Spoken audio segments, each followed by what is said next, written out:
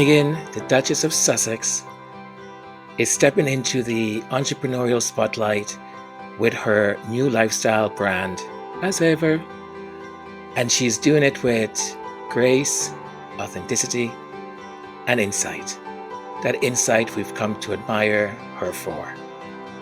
In her exclusive interview with Inc., Meghan opens up about her journey, sharing inspiring business advice, heartfelt insights, and exciting details about the much anticipated launch of her brand. After reading the article, here's my take.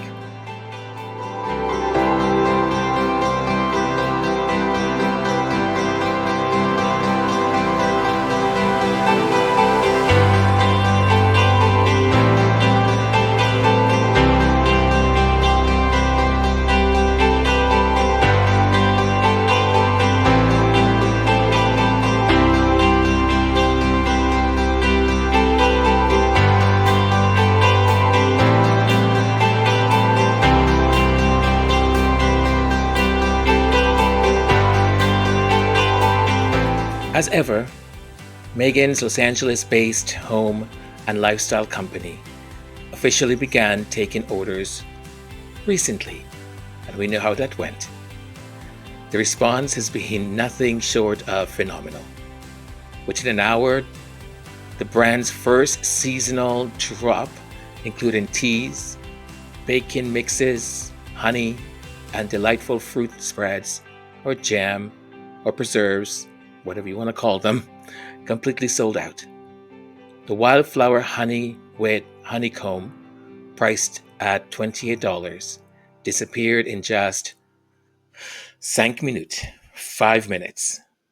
Such enthusiastic consumer response beautifully underscores Meghan's intuitive understanding of what resonates with people, reflecting both her personal touch and genuine appeal. Navigating entrepreneurship, Meghan has leaned into lessons learned from fellow remarkable female founders, such as Serena Williams, Whitney Wolfe Herd, and Vicky Zai of Tasha. Embracing their collective wisdom, Meghan credits one piece of advice as especially impactful. If it takes 5 minutes to do it. This simple yet profound tip has helped her tackle tasks effectively and decisively, preventing daily overload and empowering her intuitive decision making process.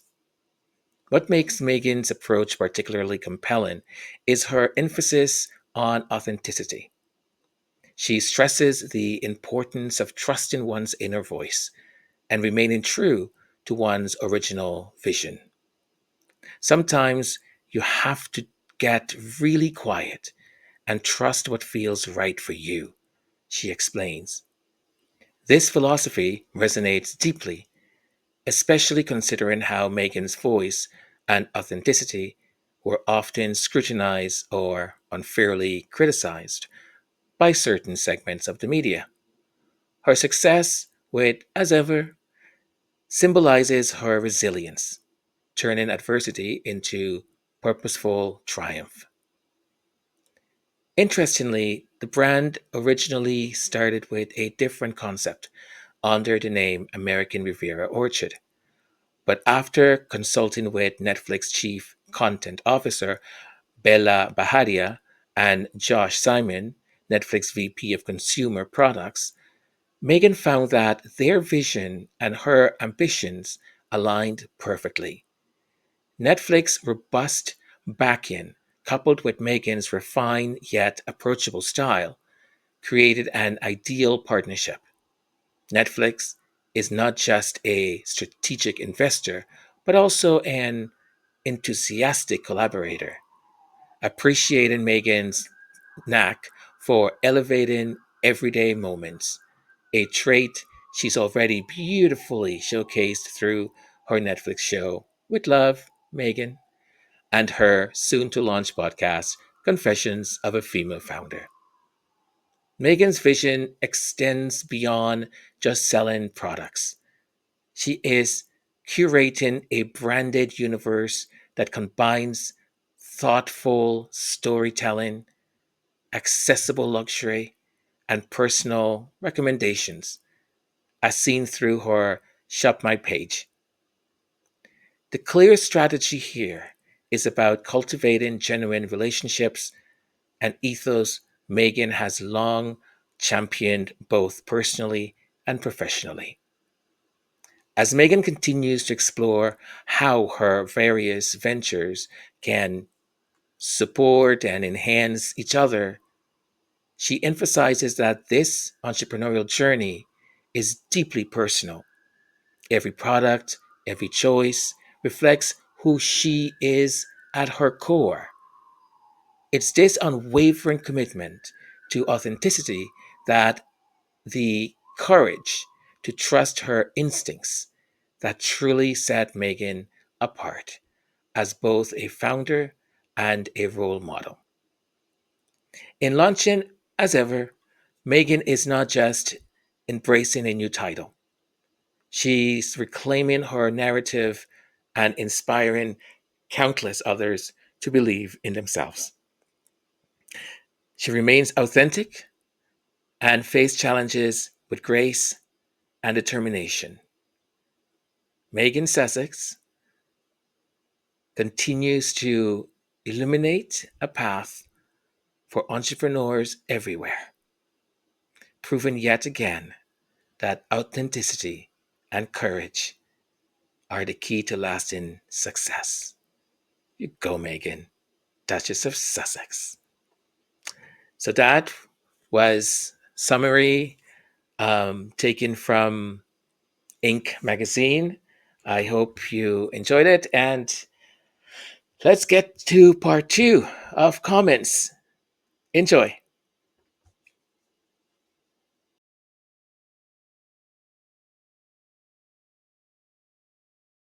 Yes. Not only that, she been did this. When she was an actress on Suits, she had a blog called The Tig. Yeah. And it was a very successful blog. This is her thing. Yeah, and she shut it down because she married Harry. Yeah. So, hear them, in the morning like, oh, Sarah, here comes the Duchess.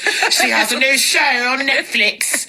Look at my rainbow fruits of peeled bananas and oranges and cornflakes. Sir. No, literally, that's what they did. Your voices and imitations and accents are so clutch. It's ridiculous. Oh, how dare she name the show after her? Meghan with love. Couldn't you find another name? How dare she? Couldn't it just be? Y'all are so mad that after all the shit that y'all put her through, that she is thriving. Mm-hmm. Her skin is clear. Her hair is long and healthy. She's drinking her water from her stream. She's hanging out with her friends and homies. She's using her honey for bees. The view in her backyard is stunning. If that's really her house, y'all are mad that she's thriving. She's not surviving. She's like, thriving. You can't come to my house. You can come to my other house. Pretty much. But that's okay. But listen, Meghan, if you ever hear this, I just want you to know that, in the words of the one and only Kimberly Denise Jones, aka Lil' Kim, if I was you, I would hate me too. They can't help it. They can't help it. They can't help it. They can't. So, are y'all okay? It's so weird.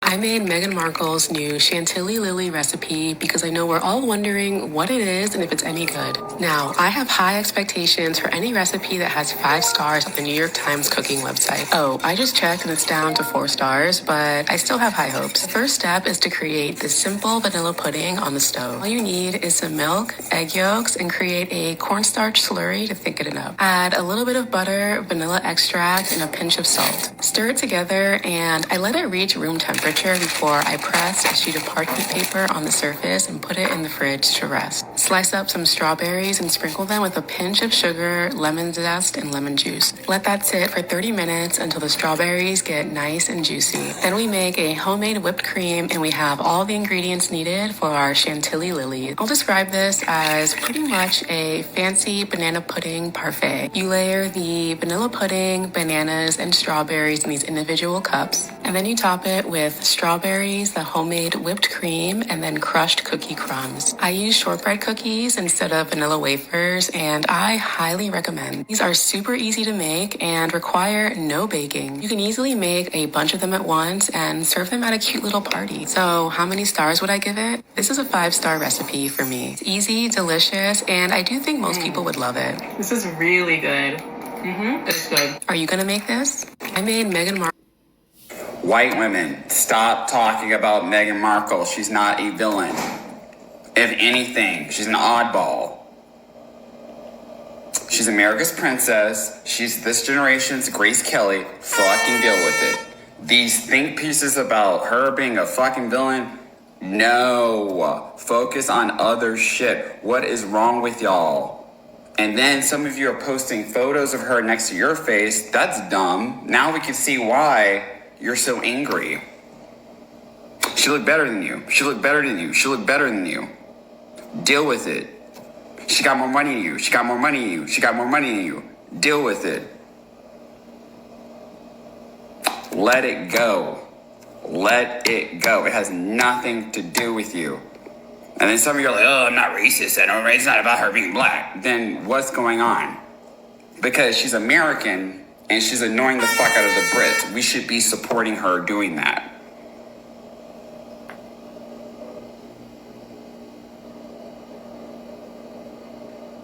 Y'all are not getting it. Y'all just like having targets to pick on.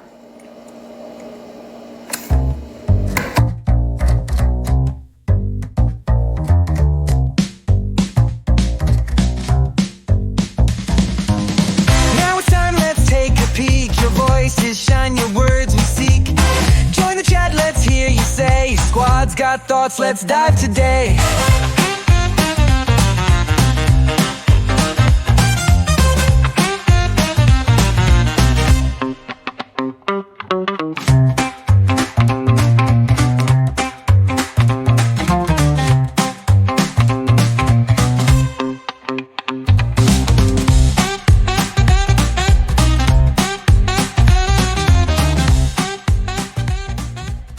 And the comments, these are from the episode where I was talking about the real focus shouldn't be on this whole thing with Sentibali, that it's manufactured. And the real royal shame is King Charles and William and the duchies. That's the real scandal. And as far as I'm concerned, not enough attention was paid to it. But let's see what you've written. So we start with Teresia. Teresia, lots of heart emojis and that thing it's like a piñata almost. But I know what it is. Don't know the name exactly, but thank you, Teresia. And you also wrote, Antonio, you are unique in your ability to put the finger right on it. Thank you for being who you are. Have you ever had moments where, whether you're in a meeting or you're watching a movie or you're sitting in a communal space and people are having a discussion or an argument and you can see the answer to their issues, like you can see it clearly, and you so desperately want to say to them, I think I have the solution to your problem. That happens to me ever so often. But I usually keep my mouth shut because it's like I do not want anyone to think that I'm trying to be like, oh, he thinks he's all that. Yeah, yeah. Come, give us give us your solution, Antonio. Um, I try to things that I'm questioning or that I'm going, hang on a second. Whatever happened to that other thing? Right?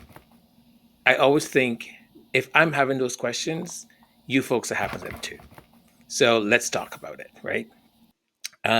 So thank you. And thank you very much for that wonderful, wonderful compliment.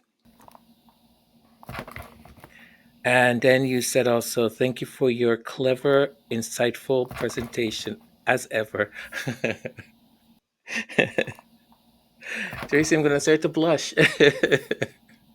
Thank you so very much. Thank you.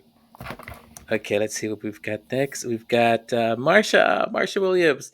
Marsha wrote, thank you, Antonio. Raven, we pray that the healing power of the great healer will you and surround you for complete healing.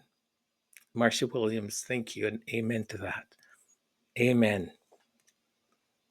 Now we've got Joanne Lewis, and Joanne wrote, they are not no real royals. They are a bunch of devils. Every time you hear from them, they are always trying to hurt Harry and Meghan for no reason. And you continued, you are well liked. It is. I am glad someone speak the truth. Everything will work out for Harry. All he has to do is have faith in God and will not let him down. Amen to that. Amen to that, Joanne. Listen, I think that that institution has been built and exists on top of all of the the lives it has taken. That institution is built on the pain, sorrow, the blood, if you allow me to say that, of innocent people. You know, when they did what they did to Princess Diana,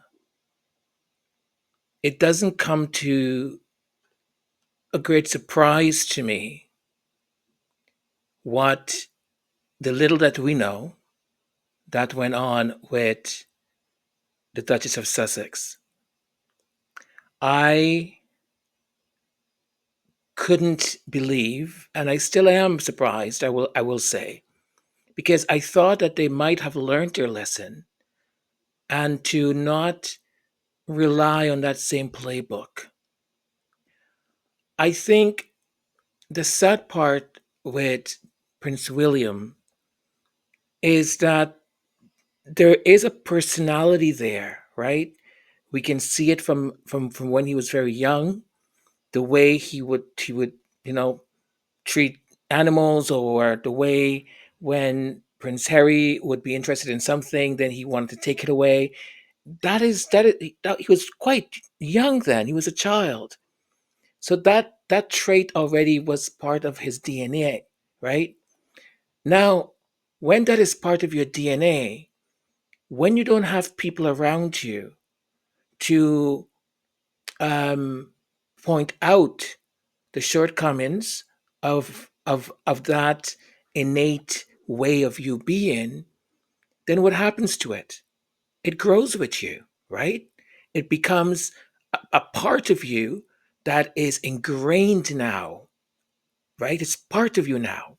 So with the passing of Princess Diana, he lost, I think, the one person that could and had the ability to say, William, that is not right, or don't do that, or I am your mother and I'm telling you this.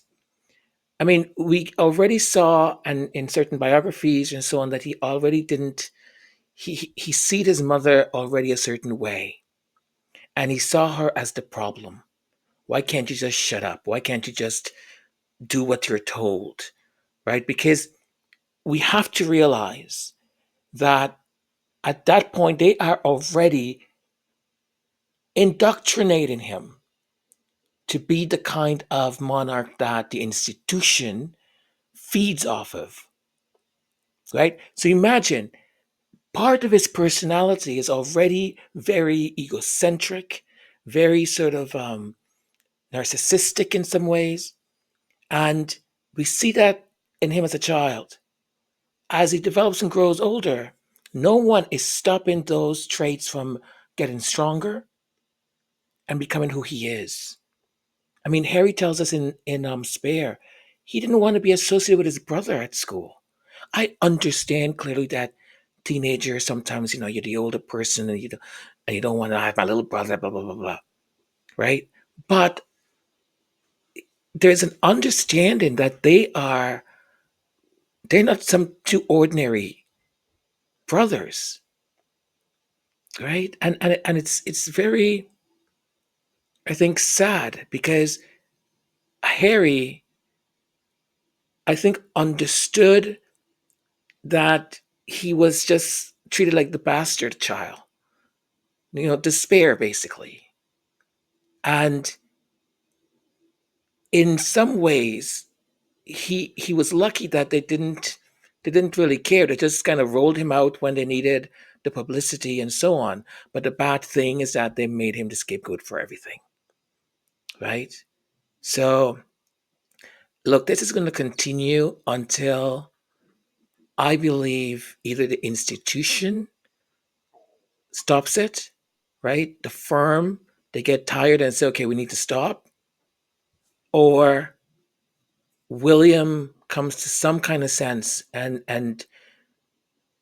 someone smacks him in the face and he realizes that this is not this is not healthy, it's not good. Because as much as he thinks it's damaging the Duke and Duchess of Sussex, it is eating him in the inside, right? It's making him more and more of an angry person, a and it's not like the British people who are not sick sycophantic of the royals or of the monarch. They can see it, and the generations that are coming up and young, they can see it, right? Oy, well, thank you so much, Joanne, and I always thank you for that compliment. I always try my very best to do my best and bring my best to you folks. Always, always, always, always, always. And next we've got Fuan.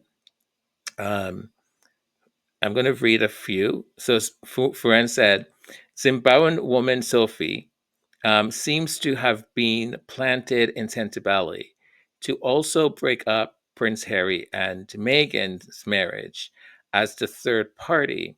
Just look at just look at how she pushed herself up against hero Harry and angry when um, Meghan, yeah, sorry, came to the sorry, my brain kind of froze there for a second.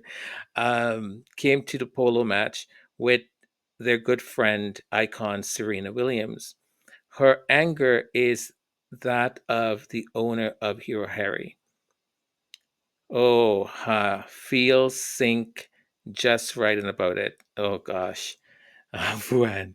Okay, let's continue. Um, It appears that the MBE woman was planted in Centibali to create a rift in H&M's marriage.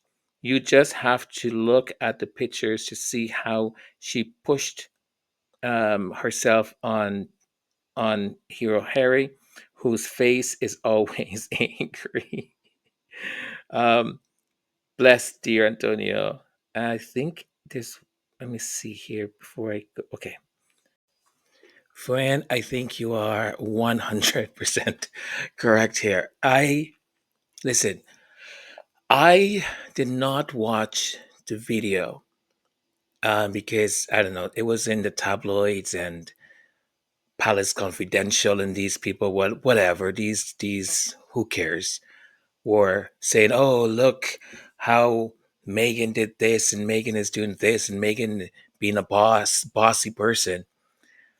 I don't have time for that nonsense because I know what the truth is. So when they go in that kind of narrative, I don't even watch what they're talking about sometimes or most of the times.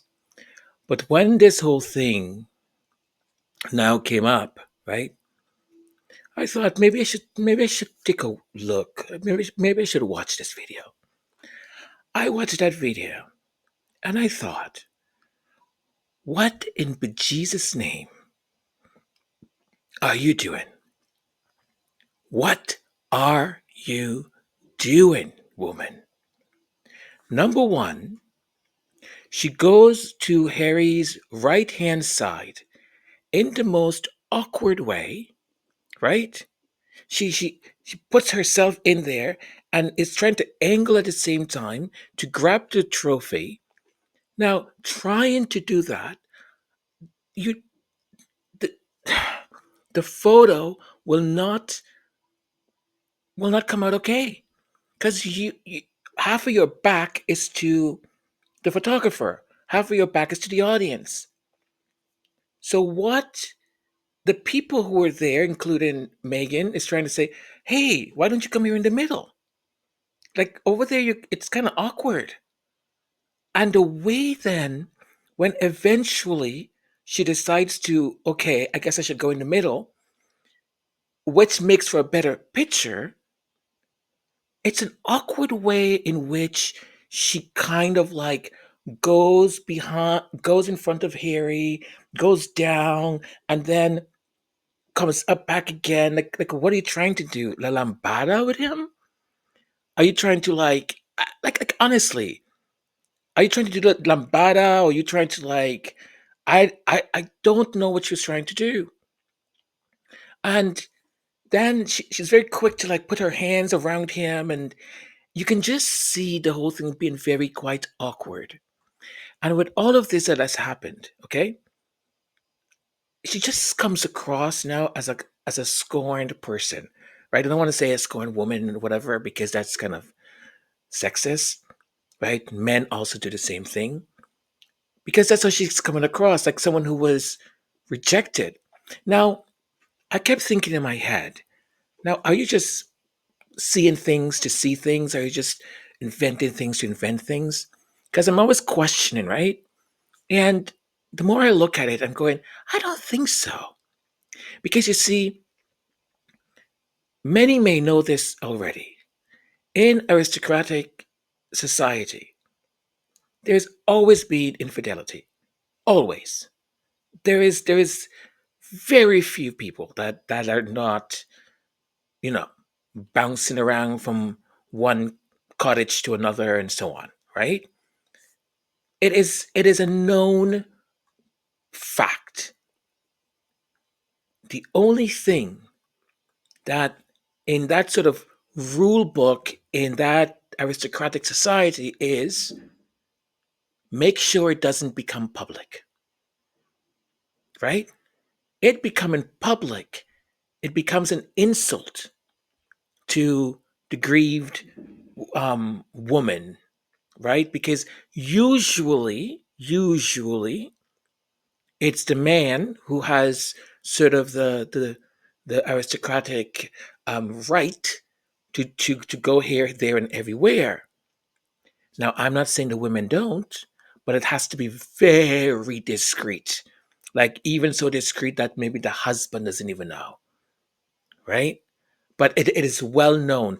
I mean, should we talk about Willie, right? And should we talk about Kingston? I'm not saying anything. I'm just saying it's just that whole episode was quite bizarre, right? Kingston, something with a gun, They found him all of a sudden. Then Willie doesn't show up for his godfather's like memorial thing. Then he shows up and he has like bruises. And then all of a sudden, Kitty Cat disappears.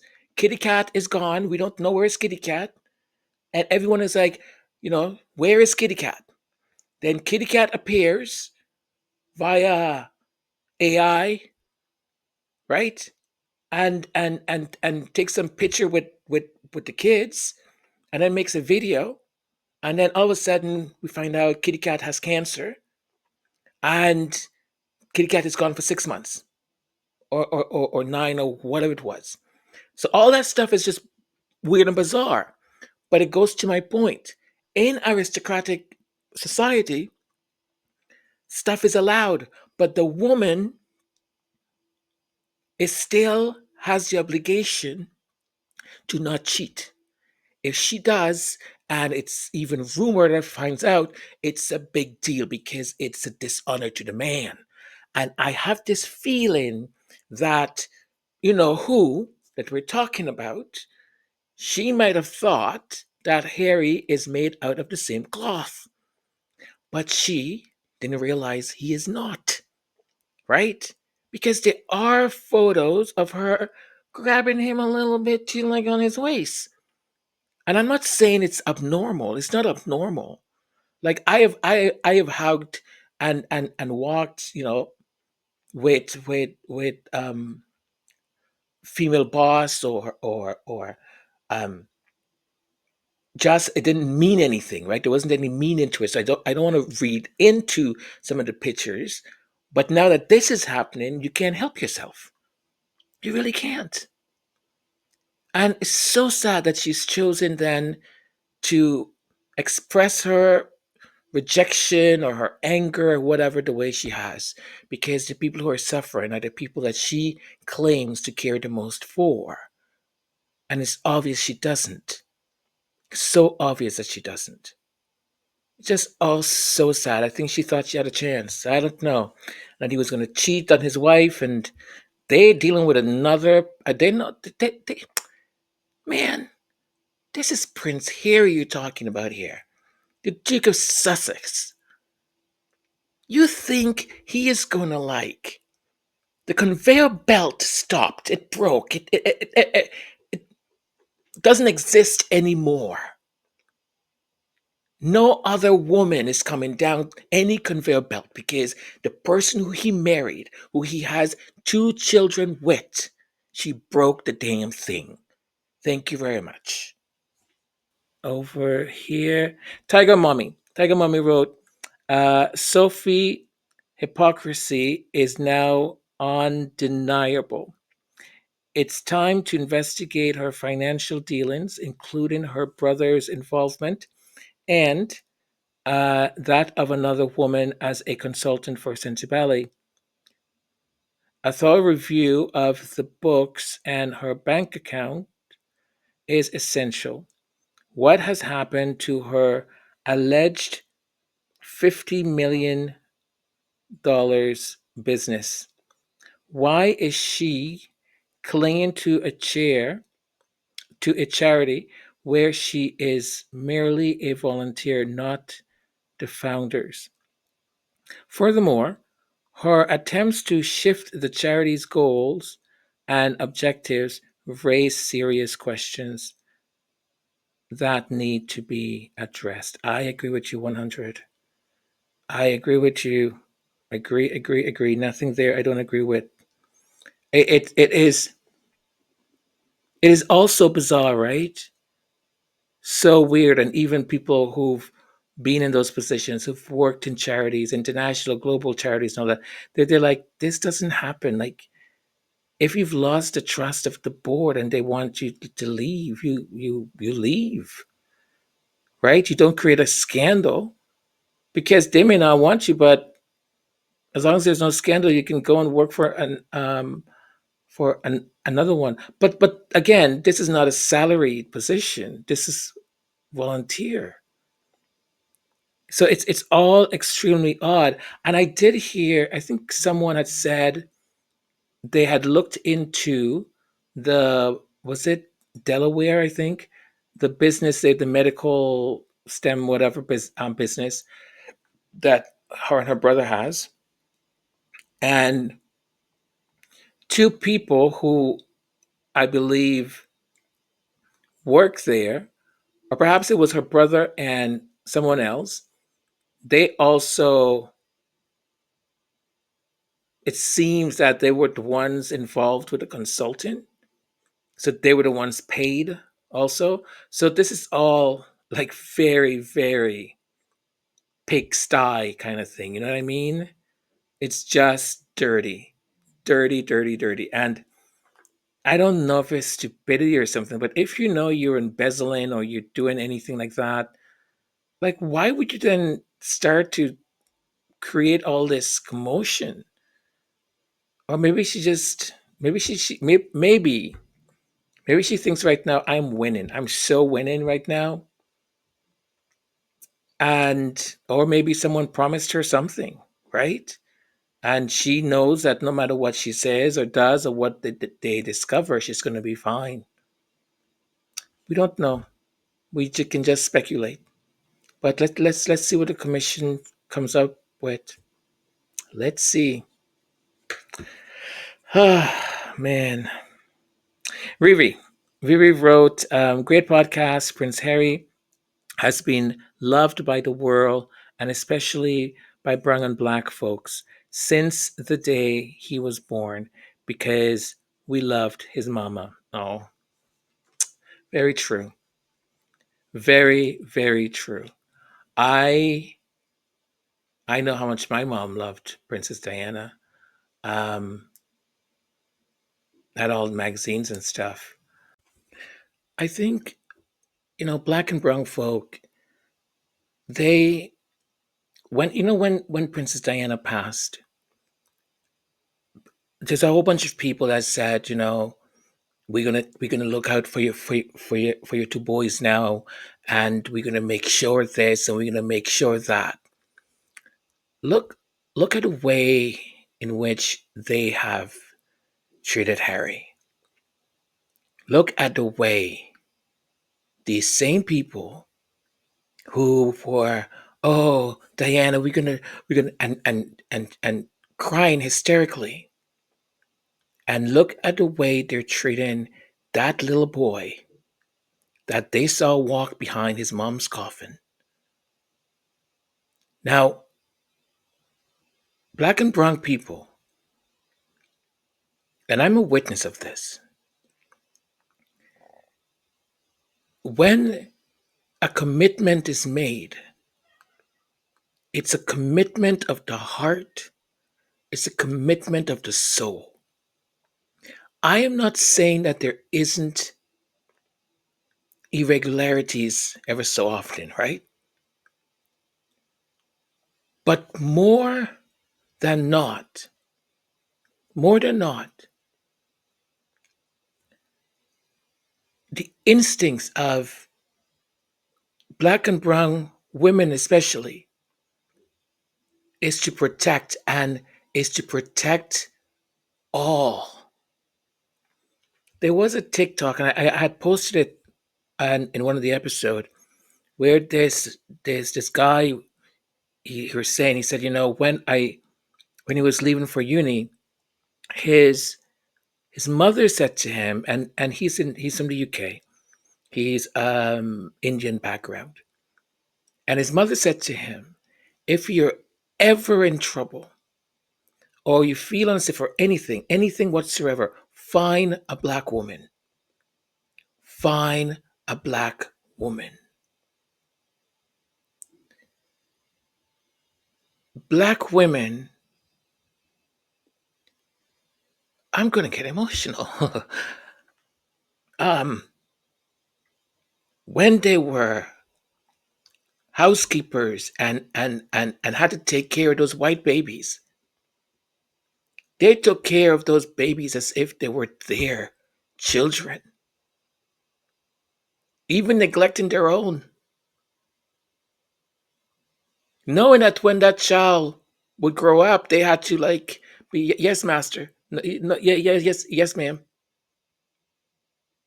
but they raised those kids without that rincor, without that sentiment of anger or hatred towards the child. Now, I would not. I don't want to say it, but the sentiment is not reciprocal. Because if you have some little black kid, and we've seen it countless times, where a black kid goes and knocks on a door, mistaken address, there is no questions. There is a gun and bullets are discharged, right? That's the difference. And I think when black and brown people, women especially, made or part of that sort of universal feeling at that time that said, we will take care, we will look out for them. You started to feel that William is William. You started to see certain traits about William. But you also started to notice how much they were pinning all these issues onto him. And whether it was, anyone thought that he was being rebellious or anything like that, fine, still. But I come back to today. Look how much these white women, middle age, younger or older, they're ready to crucify him because of who he married. And they're ready to throw in his face every mistake he made or didn't make when he was just a child. What else can I say? What else can I say? Sandra Hill, thank you. 100, Sandra. Absolutement. John Garcia. John Garcia said, hi, Antonio. Sophie, Kensington Palace, British royal family think we're stupid to believe this? Seriously? I trust Prince Harry will promote his other endeavors.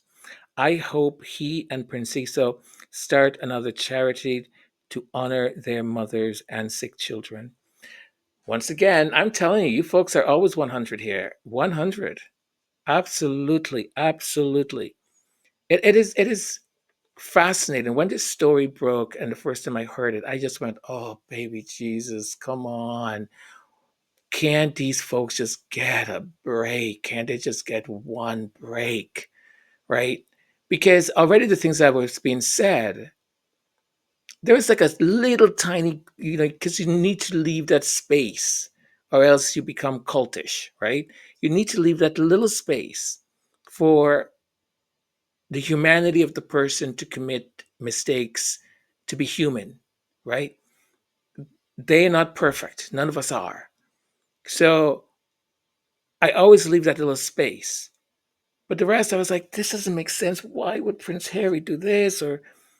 And it all starts to unravel. And as you listen more and you read more, and I'm going, hang on a minute here, right? And you start to connect certain dots. Yes, sometimes we can take a great leap, right? But some fantastical things have happened. Reading Spear and going, they did what? He what? It's just mind-boggling what goes on and how these things and what the firm is ready to do at all cost, any cost. Man, thank you, Joan. All right. Vanzola Adams, Vanzola. Vatula wrote, what the threat is supposed to do. Keep up the good work. Oh, what the threat is supposed to. Oh, I know you. Oh, okay. That totally threw me for a second. I'll tell you that she's been reported and blocked. So I reported her, and it really goes to show though there's something really ill about these folks, and I don't say that lightly, but there's something really really ill about them. I and I know many others. I don't go out to listen to Sussex hating channels and then write things that I hate William or Catherine or any of them. Like what for? It's not going to do anything for me, for a better sort of atmosphere to bring good into the world. But these folks, they are possessed by this sort of anger and hatred that I don't think they quite even know why. Because she is quoting and saying it is obvious, the evidence is there, you can see it in plain view that Meghan pushed and ill-treated Sophie on the stage. I'm thinking, lady, what is wrong with you? What people can manipulate anything to make it fit a narrative, but you were given a brain by God and you've chosen not to use it, or you've chosen for it to be poisoned by evil. Because the diatribe of her even then said, I've had enough of people like Meghan, I've had enough of it. They literally are probably praying for evil, for something awful to happen to the Duke and Duchess of Sussex. They would be celebrated in the streets. And you know how I know that? You know how I know that? Most squatties, most people in this community, one of the first things we thought about were the young people and children of Lesotho. That's what we thought about. First thing. They don't care two banana chips about those kids or those young people. They just care about uplifting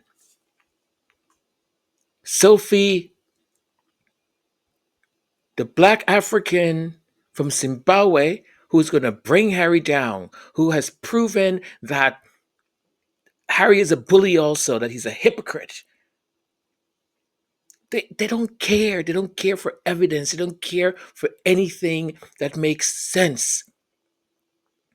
I was listening to James O'Brien the other night, and he had a caller on.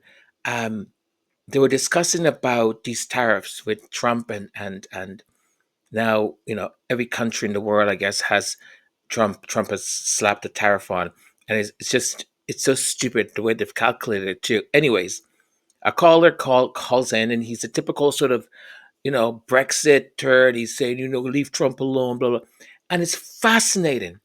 James O'Brien keeps asking him, does he? And he keeps like, no, you should do good. And they keep arguing. And James O'Brien is just like, I'm asking you a simple question, but you are refusing to answer it because they know they're wrong. They know they're wrong, but they can't admit it. So they keep going, going, and going, and he kept laughing. He's like, he. And James O'Brien said, I don't find this funny. You voted for Brexit. What did Brexit get you? The same people are saying the same thing about Trump. That these tariffs are going to make all of this stuff happen. He goes, we're doing the same thing. It's the same tip. They have the same personality type, right? Even when evidence is given to them, even when they are experiencing the suffering. That.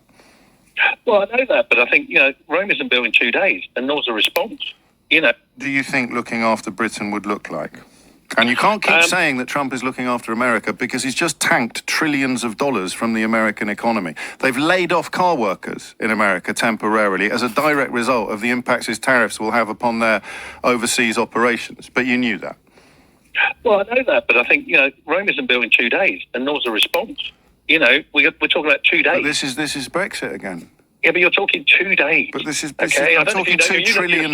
You know the market's probably better than I do. When's the last time $2 trillion were lost overnight? US stocks plunged. I have no idea. But doesn't it matter, though, to your optimism, especially after your vote for Brexit went so badly? Doesn't this idea of sticking all your eggs in things are going to be great at some unspecified point in the future, haven't you kind of got bored of that yet? I just think people are so surprised by something he said he was going to do. Yeah. And he's done it. Now, the response will be interesting. I think, he prides himself, if people want to call him a narcissist, he prides himself on being the art of the deal. Do you what know... he wants to do is to negotiate. Well, he didn't write that book. Well, no, I know. You're right. Do you know what happened the last time they brought in tariffs like this? Oh, God, no, I haven't got a clue. But doesn't it matter, Paul? No, because I think that... that's why I find conversations like this fascinating. You voted for Brexit. You're making all the same arguments about Brexit. Brexit was an undiluted catastrophe, but this one will go really well. Well, I'm not sure it was a catastrophe, was it? What's your favourite bit? Pardon me? What's your favourite bit? My favourite bit is, well, you've probably got a point, actually. It's about controlling entry and exit from the country. How's that worked out for you? That's probably, you have a point. Yeah, and we could, of course, have controlled it a lot more robustly before you voted for it. So the thing you voted for has been a catastrophe. The reason why you voted for it has got immeasurably worse, but you believed things would be brilliant at some unspecified point in the future, and here you are making exactly the same arguments about Donald Trump. Well, no, what I'm saying is, I think... No, hang on. I have hung on. It's about the people. It's about... Robin. By the way, Robin, welcome. Robin just joined membership.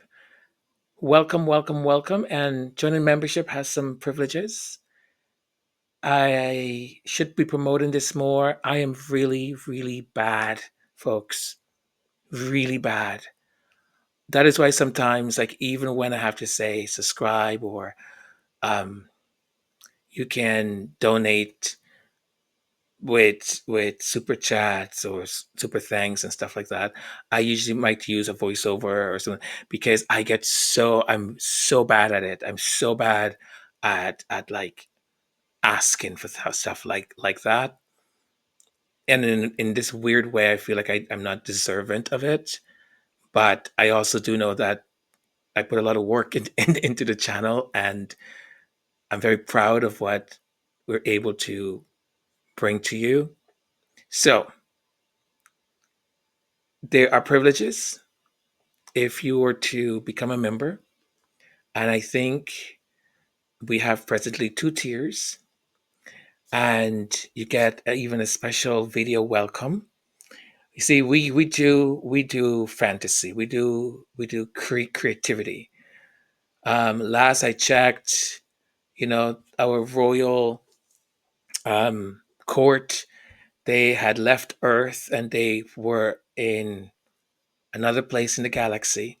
Earth had become too much of a trouble, so they were enjoying themselves there, and they might be coming back. So it is great putting the videos together to welcome someone to the royal court and create a story behind all of that. And you can get also your own coat of arms and all of that. So there are privileges to join in and becoming a member. and supporting the channel in that way. So if you want to do that, that'll be great. And I'll take this opportunity right now to say subscribe if you're not a subscriber. Turn your notification on if you are a subscriber. Unfortunately, I have nothing to do with if you receive your notifications or not.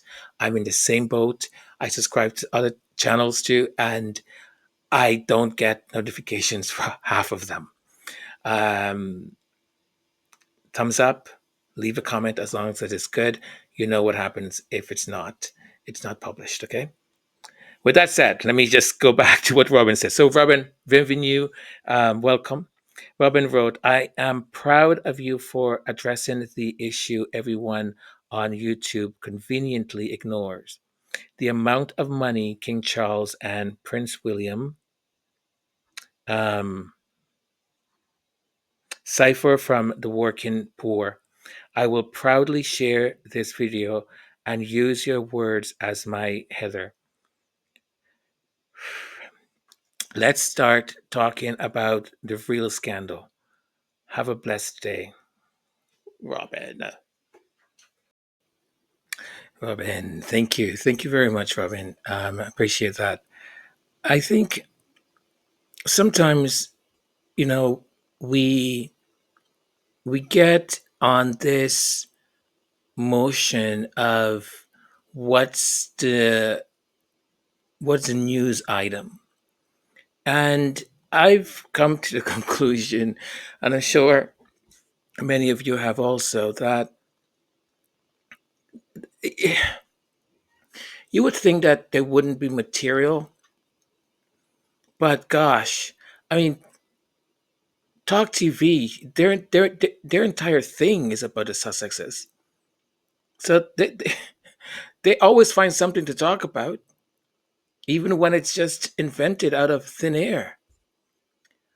And we tend to, I think, try and always follow that or follow the news and try and see what is happening. Ever so often, I will just stand back and say, okay, I think everything that has said about this situation has been said.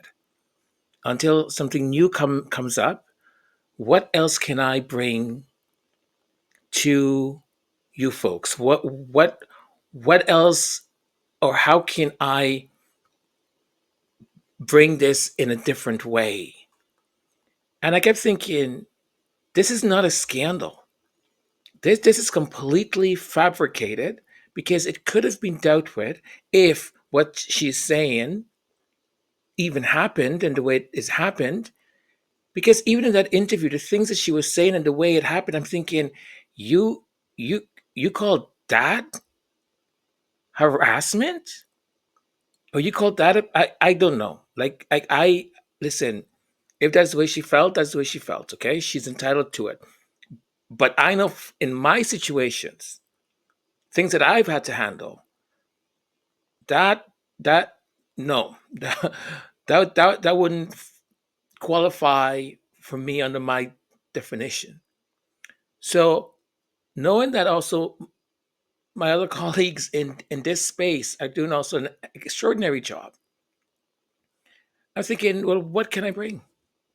And I kept thinking, well, you know what's a real scandal that we were not talking about anymore, and no one in the UK seems to care about anymore? This is the real scandal. This is the real scandal. And how convenient that everyone has just swept it under the carpet. Now let's not talk about that at all.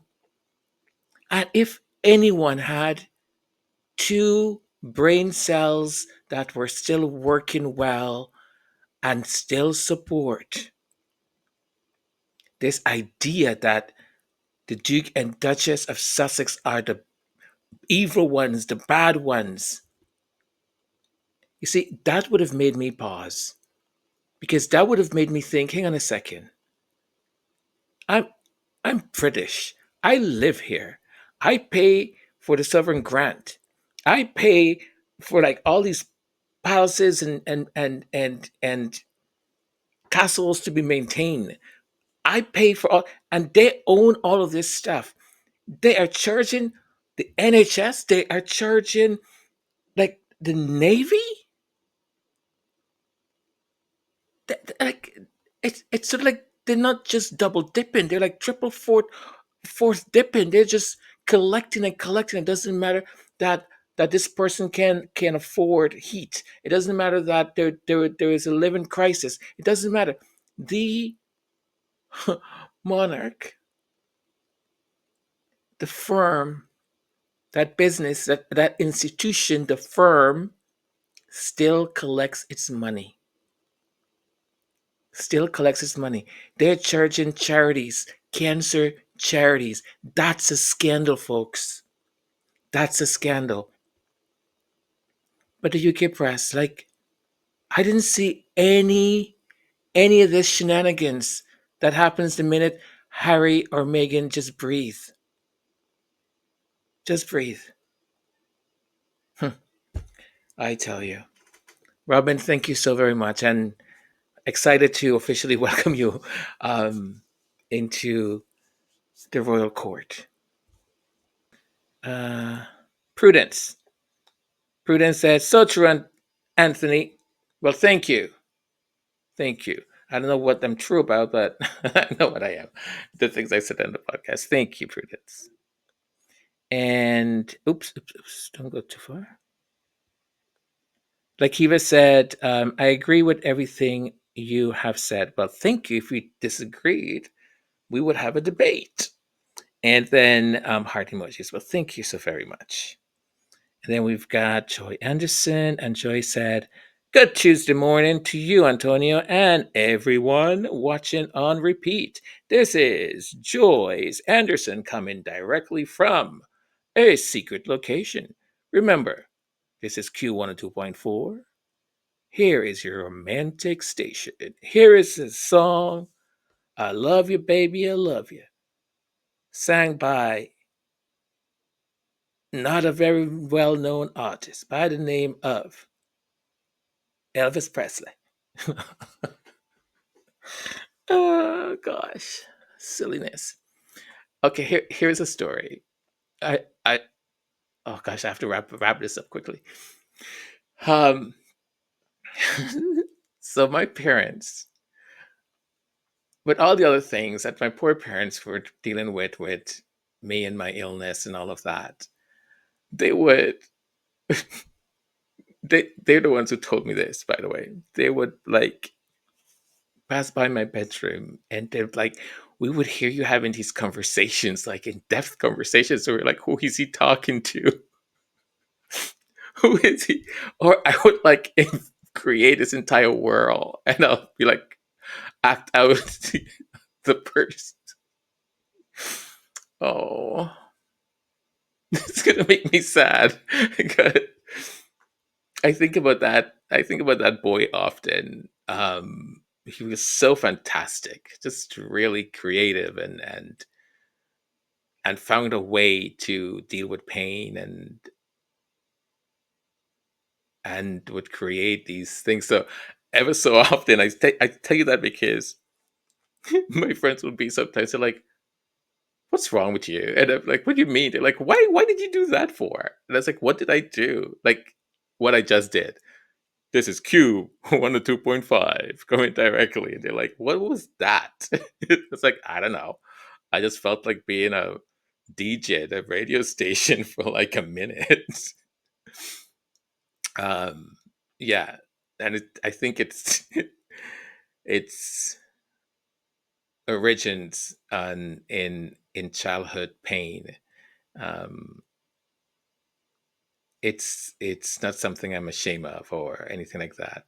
I just find it very quirky and it's funny to me, but not to everyone else. So, anyways, Joyce Anderson, I hope that was okay.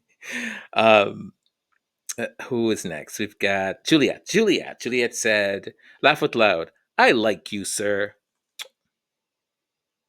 Why do you go say that now?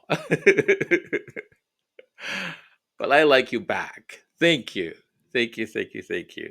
It's probably something I said in the podcast, and you're like, okay, now he's talking. He also said, this is really sad for people of for people of Lesotho. This woman is a fraud. Yeah. Juliet, absolutely. 100. I that's what I keep thinking about too.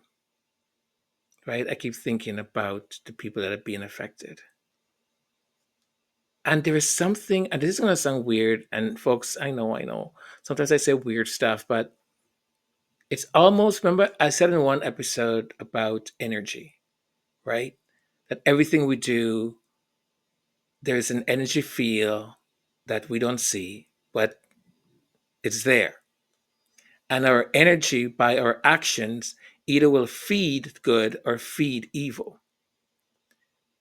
And it's like evil is coordinating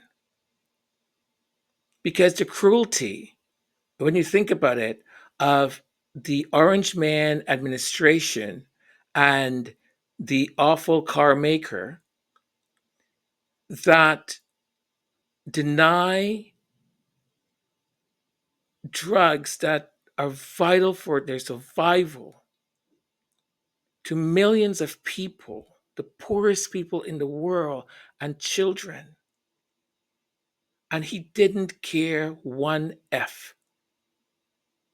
While there was food being rotten at seaports, they didn't care at all. These people do not believe in God. They do not believe. You know, I hear that, oh, Christian national, that's not a religion. Any religion, I don't care which one it is, any religion that uses the religion to suppress, to punish, to divide, to create class structures of obedience, that ain't no religion. I often used to have this discussion when I was younger about Jesus, and I would have these arguments with people who would be like, but this, but that. I said, but Jesus would love this actually. Jesus was a rebel. Jesus was the guy who today, that guy you hate, that guy you condemn, the one who's actually being like, what's up? Why are you doing that? Now, I don't know the full story about this video that went viral. It's of a student, he's in the class, and the teacher says whatever to him, and he gets frustrated, and he gets up and he says to the teacher, he goes, if you would just do your job, just do your job. We are here and you're not even teaching us. You're just sitting there. Do your job.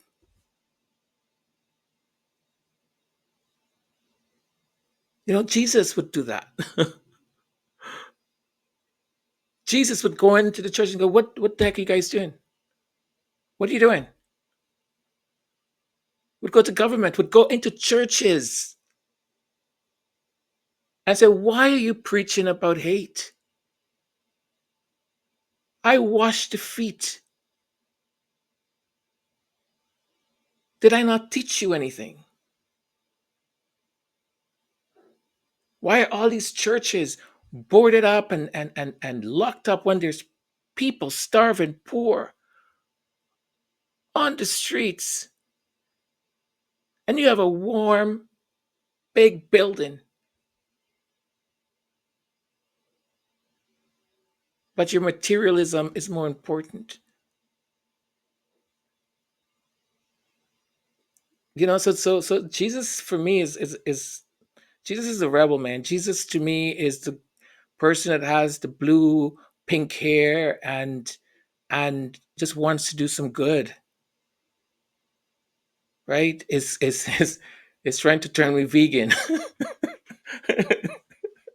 And I'm like, no, I like chicken and fish and stuff. Not a big beef eater or pork, but anyways, that is that. But yeah.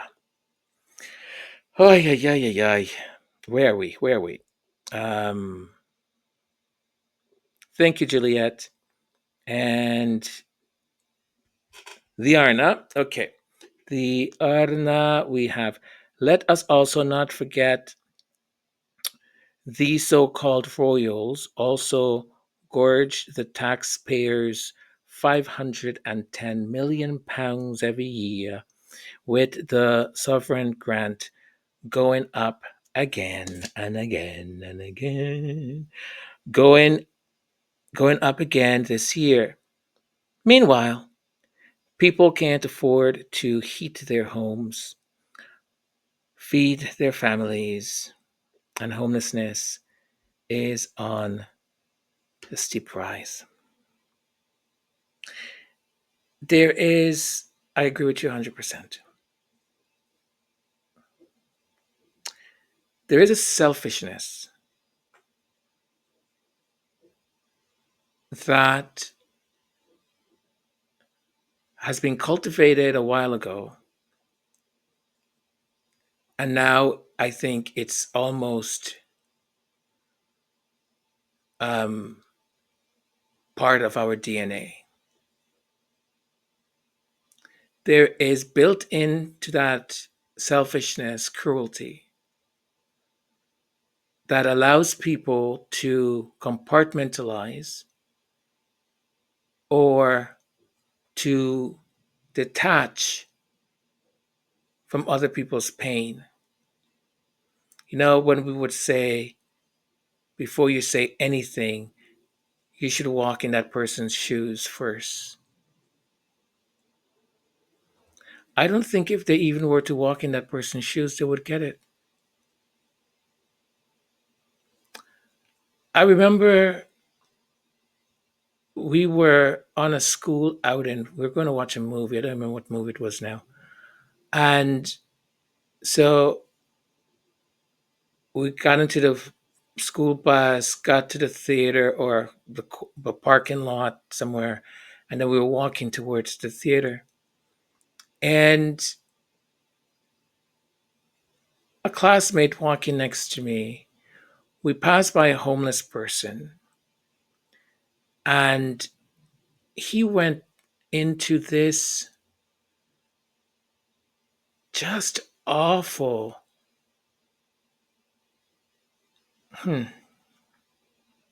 Gosh, that is it's coming back to me in such vividness that it's just making me feel weird. Um, and it just really the ability to not see beyond, to not ask the question, how did that person end up there? What were the circumstances? Because there have been many people who've said, I had a good life, I had a nice house, I had the two kids, the wife, and then this thing happened to us. And this thing, then this happened. And then this happened. And next thing you know, I lost the house. My wife got divorced from me, lost the kids. I ended up on the streets, lost my job. I went to a homeless shelter. I was attacked. So then I ended up here. And then and life can unravel in ways that you cannot imagine. And for us to make such assumption, such declaration of disgust of another human being's life of which we know nothing. Nothing. I I couldn't get it. To this day I don't understand. I do not understand how people are capable. I said to him, I said, don't you think you've been a little bit harsh? I said, you don't know what his life has been like. And then he made some other, I'm not going to repeat them, but when at the height of Black Lives Matter, the black business association at the company I work for, our group, there was a discussion to bring in a licensed therapist just to have open conversation for us who are in the ERG. Um, and we did it. And as conversation was going and people were asking questions, and some people were like, I'm feeling like this and so on. The therapist said something that just blew my mind because I'd never thought about it before. And it might have crossed my mind, but I didn't have a name for it. I didn't quite understand. When she said about trauma that is passed down, that's in your blood cells, that there are things that you may feel and do that you have never done or felt, but your grandfather or grandmother did. That trauma pulsates through your blood.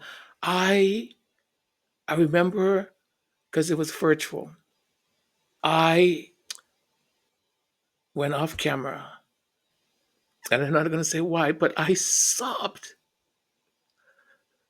because so much made sense. All of a sudden, so much. It was like bam, bam, bam, bam. It just made sense, and I went, "Oh my god! Oh my god!" And all of a sudden, I understood my brother. When him and I had that discussion, I'm telling you, we were a mess. we were a complete mess. But just knowing that opened an entire understanding of my own existence and how I carry myself in this world. And as I've said, for derangers or people who've not had or have an understanding of these things, they'll never get it. They'll never get it. And with that, I'm going to stop now. I should really stop. So I tell you all of that or that story because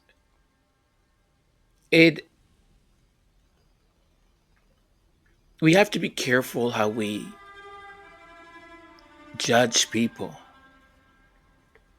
I remember, and still I hear it all the time, especially people who are in a certain revenue bracket or whatever, and they'll say, well, I work hard, or nothing was given to me. And for people who are very, very wealthy, I don't know how much more money do they need. How much more money does Elon Musk need? Jeff Bezos? How much more money does the king need? How much more money does the firm need? When you're getting 510 million pounds, that's a lot of money. That's a lot of money. And if you know your people, your country is in dire need. I know you may think it's setting a bad precedent, but what if you were to say for the next 2 years, as we go through these hard times, I, as your king, will lead. Let that money go to help my people. But they don't think like that. They don't. And for people of color, for Black people, for people who generational trauma is within us. And you are reacting, your cells, your body is reacting to something that happened 4 generations ago. And you don't even know it. You don't even know it. You don't even know it.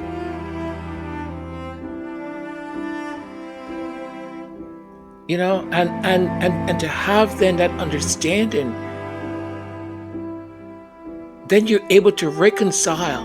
You're able to then look at yourself and say, okay, I understand where that emotion is coming from. I understand why I get so angry. I understand why I always feel like I'm in survival mode. I understand now.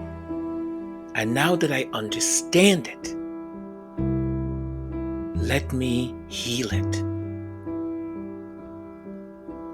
You know, and for that person, that classmate of mine that said the thing, and he's not the only person who has said things like that.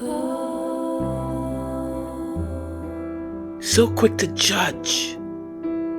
You don't know that person's life. So quick. Whew. What a podcast. Oy. Well, I think for real, I need to stop. I need to stop. I've been talking for a very, very long time. I love you folks. Thank you for those of you who stuck around. And thank you for being here. Thank you. I really mean that. And for all the new people who have joined, once again, thank you. And remember to participate if you feel like it. If you don't, that's okay too. And this is our channel, it's our community. Okay? Love you all. You've heard enough of my voice. I bid you goodbye. Goodbye. So long, farewell, Auf Wiedersehen. Goodbye. Pum pum pum pum pum pum pum pum pum pum pum. Goodbye. Ciao everyone.